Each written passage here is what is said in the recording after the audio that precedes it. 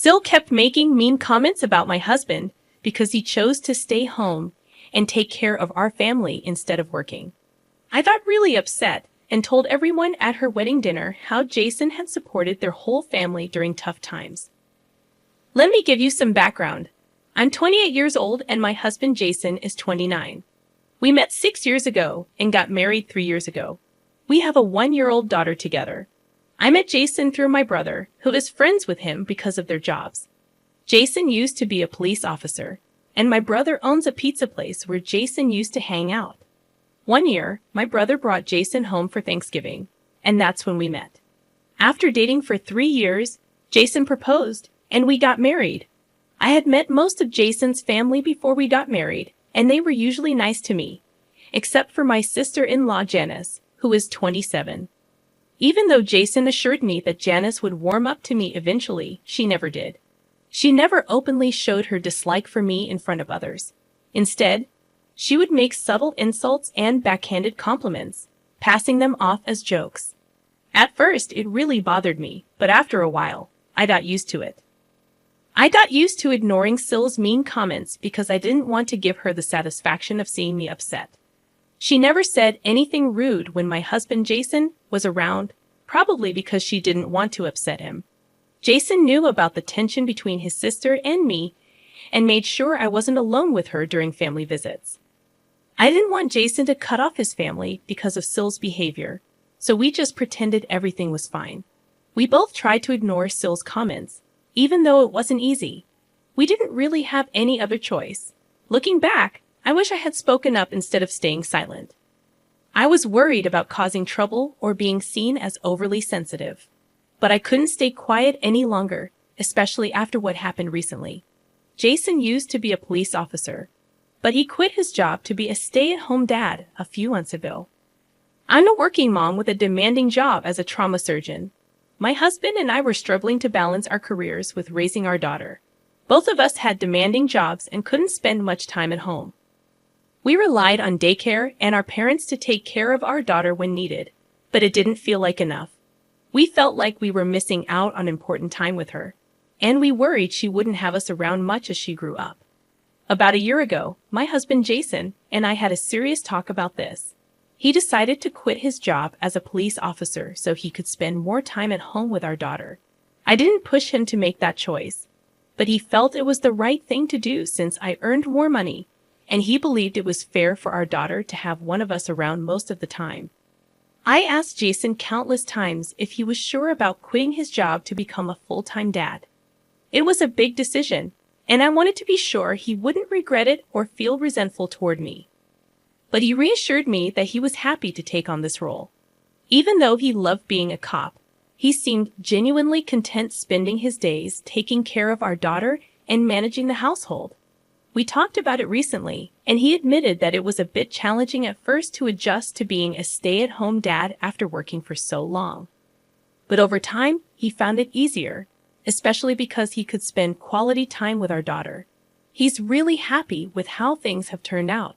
He used to dream of being a cop, but now his biggest dream is being a father, and I think that's pretty amazing. However, Jason's family doesn't see any beauty in our situation. I probably should have expected this, considering they're pretty traditional. While they allow women to work, there's a catch. They don't allow men to work at home. None of the men in Jason's family do household chores because they think it's beneath them. So the women end up doing both their jobs and the household work, or they're pressured to quit their jobs altogether, like my mother-in-law did. What's even crazier is that they don't see anything wrong with this setup. They think it's perfectly fine. Jason and I have talked about this, and we both agree it's a backward way of thinking. But we've never brought it up with his family because they just come up with excuses to justify their beliefs, and we didn't want to get into arguments with them. If they're happy living their lives that way, who are we to judge them? Thankfully, we found a different path for ourselves. Jason and I have always divided our responsibilities equally, and sometimes he even does more household chores if I have to work late.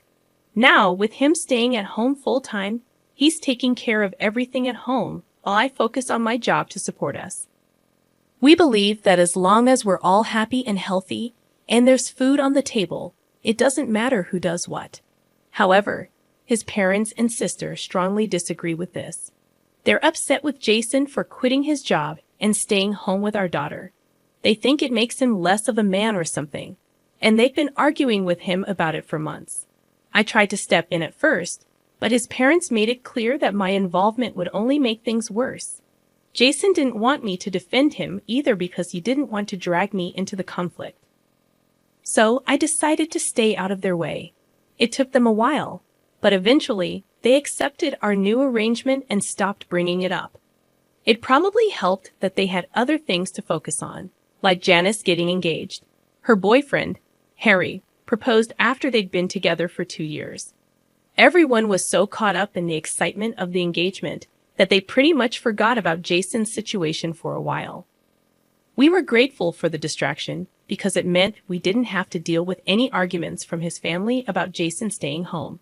It seemed like everything had blown over, and we wouldn't have to hear about traditional gender roles again. But then, at Janice's rehearsal dinner yesterday, the topic came up again. So we had a bit of a crisis.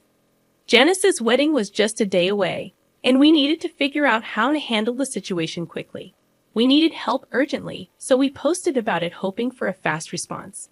During dinner at the rehearsal dinner, Jason and I were sitting across from Janice and her fiancé Harry. Their parents and a few other family members were there too, and we were all chatting happily. Everything seemed fine, and I was relieved that we were getting along well, especially after the tension from Jason quitting his job. But then Janice suddenly changed the subject and asked me about my work. I felt really uncomfortable, but I had to answer Janice's question about my work because it seemed innocent enough. I just said everything was going well and hoped she'd leave it at that. But then she turned to Jason and made a joke about how he's now living a life of leisure since he's not working and relying on my income. She didn't stop there. She kept making jokes about how he's not in charge anymore and cracked some other mean jokes about him. Jason tried to brush it off and smile, but it was clear he was hurt. I couldn't take it anymore. It was like all the frustration from dealing with Janice and her family's outdated views just boiled over. So I decided to bring up something that nobody wanted to hear. I couldn't hold back anymore, so I told Janice that she could joke all she wanted, but Jason was still a better person than anyone in their family. I pointed out how audacious it was for her to make fun of Jason, considering that without him, she wouldn't have been able to go to college or even meet Harry. Jason had been helping his parents financially since he was 18. It was a dark time for their family when Jason's father lost his job while Jason was still in high school. Janice was too sheltered to notice the struggles in her own family, and her parents and Jason made sure to shield her from it. They never said no to her, even when they were struggling themselves. Jason had to work 2 jobs to support them while his father searched for work. Thankfully, they only had to endure this hardship for about a year. Thanks to Jason's support and some savings, Janice never knew about any of this until I brought it up at the rehearsal dinner. She was shocked, and so was everyone else, because the secret had been kept for almost a decade. Nobody was supposed to talk about it because they didn't want Janice to find out. But after all those years, I finally brought it up, and now she knew exactly how much she owed to her brother. She had no right to make fun of him or put him down. Everyone else might have kept quiet to protect her, especially Jason, but I couldn't stand by silently. After I spoke up, there was just silence at the table. After a moment, Jason and I left, and we walked back to our hotel room without saying a word. Even when we got there, we didn't discuss what had happened at dinner. I knew it would become a big deal, and so did Jason. But his silence told me he didn't think I did anything wrong, so there was no need to talk about it further. The next morning, when I woke up to the sound of knocking on our door, and it was Jason's parents. They wanted to talk to me right away. After they came in and we all sat down, they got straight to the point. They told me that the family wanted me to apologize to Janice. They felt that what I said at dinner was something they had kept from her for a long time, and it wasn't right for me to bring it up. They said it wasn't my place to say those things to her, and it had ruined the atmosphere of the evening. They also mentioned that Janice was just joking around with Jason like siblings often do, and now she was upset and couldn't stop crying, and it was all because of me. I realized I had no justification for getting so defensive and revealing such a big secret, knowing the impact it would have on their family. Janice was feeling incredibly guilty and kept apologizing to her parents, realizing she had been a burden on them without even realizing it. Her parents explained that she was having a total breakdown, which is exactly why they never wanted her to know the truth about their past struggles. They believed she was emotionally fragile and wouldn't be able to handle it, and her reactions seemed to confirm their fears. Now they want me to apologize to Janice and the rest of the family for my outburst and tell her I didn't mean what I said. I have until the end of the day to decide, but they want me to resolve things before her wedding tomorrow. There's a one-day gap between the rehearsal dinner and the wedding, so she has time for her friends to arrive. It's fortunate that I have until the evening to decide what to do. Jason believes I shouldn't apologize because I was just standing up for him, and Janice has always been rude to me, so it's time I stood my ground. I've been leaning towards the same viewpoint. However, with Janice's wedding coming up tomorrow, I don't feel good about potentially causing her to have a breakdown right before her big day. Most of her family members think I owe her an apology, but I know their opinion is biased. Even Jason's opinion might be influenced by our situation. So I've turned to Reddit for a neutral perspective. I brought up how my husband helped his family in the past because Janice kept making fun of him for being a stay-at-home father. Update 1. It's evening now, and I've read the comments. I've decided I don't need to apologize for anything. Jason and I are packing up to leave because it would be awkward if I don't apologize and still go to Janice's wedding tomorrow. We're going to tell his parents we're leaving, because it wouldn't be right to just disappear without saying anything. Jason and I discussed this earlier, and he thinks it's the right thing to do. Janice has always been rude and insensitive, and it's time she faces the consequences. Jason's family has been difficult to deal with since he quit his job. He expected them to support him, but they haven't. They make him feel bad for wanting to spend time with his daughter. We knew that they had old-fashioned views about work and household chores, but we hoped they would change. Since they haven't, it's their fault if we stop talking to them. We're happy with our lives, and if they can't be happy for us, we don't want them around. They've been negative and critical of us for months, and we don't need that kind of energy in our lives. So we stood up for ourselves because we had enough.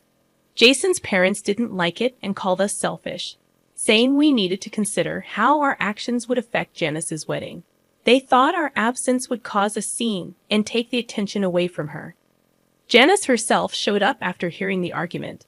She said it was okay if we didn't come to the wedding, and actually preferred it that way. But then she accused me of being selfish and trying to ruin her wedding. We ended up arguing, which wasn't great, but it gave us a reason to leave without more drama. They didn't try to stop us, which was a relief. We just want to focus on our own lives now. We might forgive them if they apologize, but that seems unlikely.